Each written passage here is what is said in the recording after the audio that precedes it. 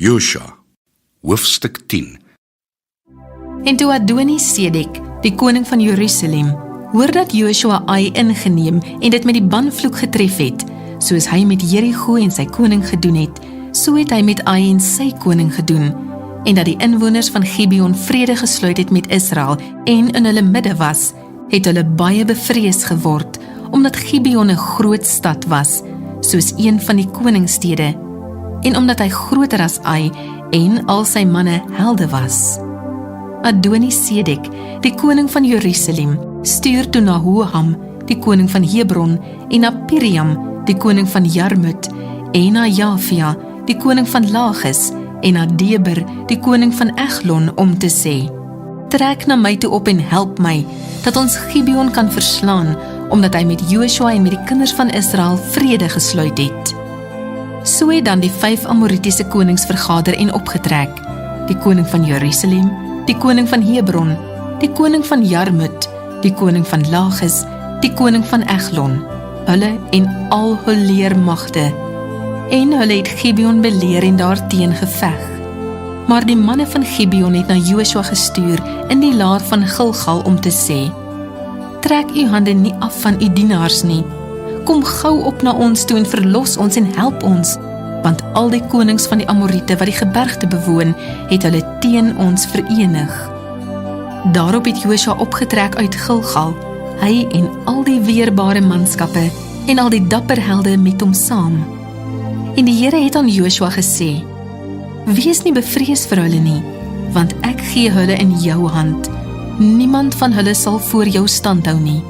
Toe Josua hulle skielik oorval, hy het die hele nag deur van Gilgal af opgetrek, het die Here hulle in verwarring gebring voor Israel, en hy het 'n groot slag onder hulle geslaan by Gibeon, en hulle agtervolg op pad na die hoogte van Bet-Horon, en hulle verslaan tot by Aseka en tot by Makeda. En toe hulle voor Israel uitvlug, terwyl hulle op die afdraand van Bet-Horon was, het die Here groot haalstene uit die hemel op hulle gewerp tot by Aseka, sodat hulle gesterf het.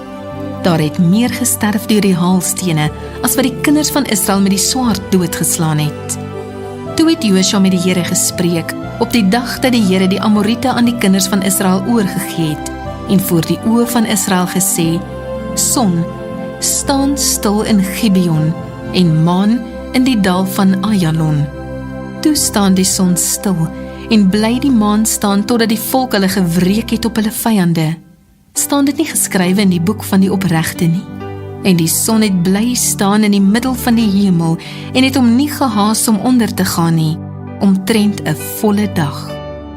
En daar was geen dag soos hierdie een, voor hom en na hom, dat die Here na die stem van 'n man geluister het nie, want die Here het vir Israel gestry. Daarop het Josua en die hele Israel met hom saam na die laar van Gilgal teruggekeer. Maar daardie 5 konings het gevlug en weggekruip in die spelonk by Makeda.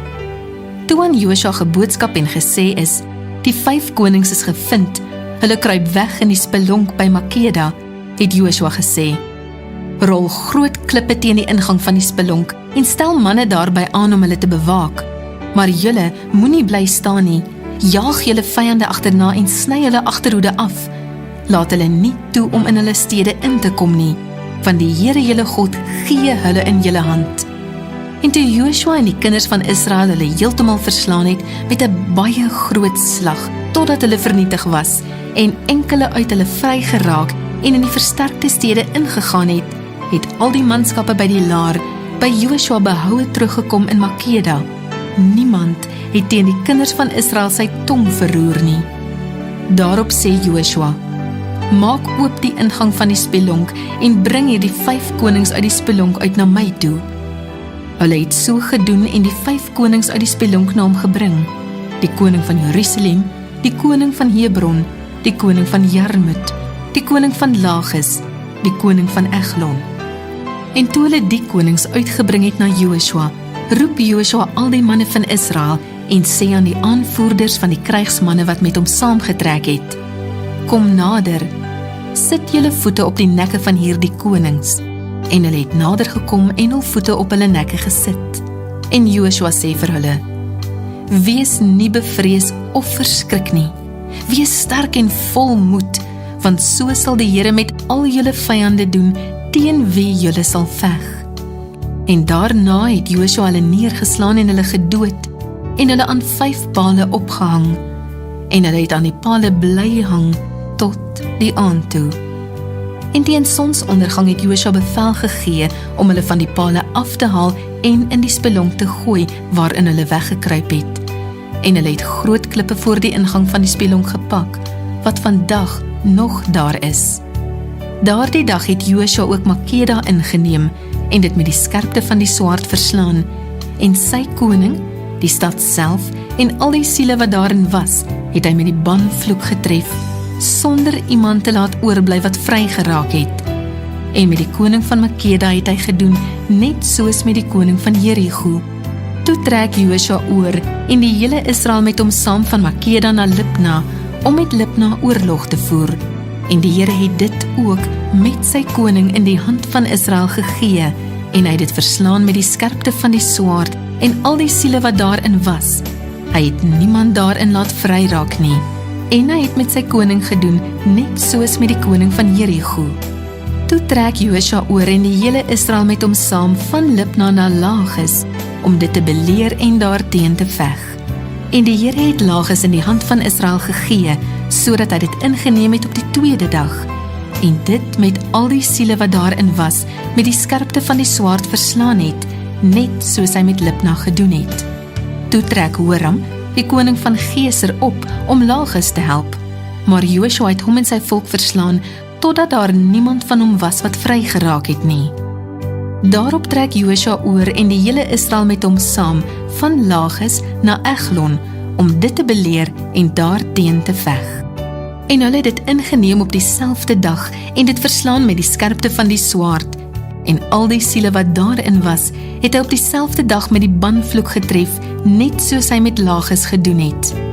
Toe trek Joshua op en die hele Israel met hom saam, van Eglon na Hebron, om daarteen te veg. En hulle het dit ingeneem, en dit met sy koning en al sy stede, en al die siele wat daarin was, met die skerpte van die swaard verslaan, sonder om iemand te laat oorbly wat vry geraak het, net soos hy met Eglon gedoen het. Hy het dit met al die siele wat daarin was, met die banvloek getref. Daarop draai Joshua weg, en die hele Israel met hom saam na Deber, om daarteen te veg. En hy het dit geneem met sy koning en al sy stede, en hulle het hulle met die skerpte van die swaard verslaan, en al die siele wat daarin was met die banvloek getref, sonder om iemand te laat oorbly wat vry geraak het. Soos hy met Hebron gedoen het, so het hy met Deber en sy koning gedoen, en soos hy met Libna en sy koning gedoen het. So het Joshua dan die hele land verslaan, die gebergte en die suidland, en die laafveld en die hange met al hulle konings, sonder om iemand te laat oorbly wat vry geraak het. En alles wat asemhaal, het hy met die banvloek getref, soos die Here, die God van Israel, beveel het. En Joshua het hulle verslaan van Kades Barnea af, tot by Gaza, en die hele land Gosen tot by Gibeon.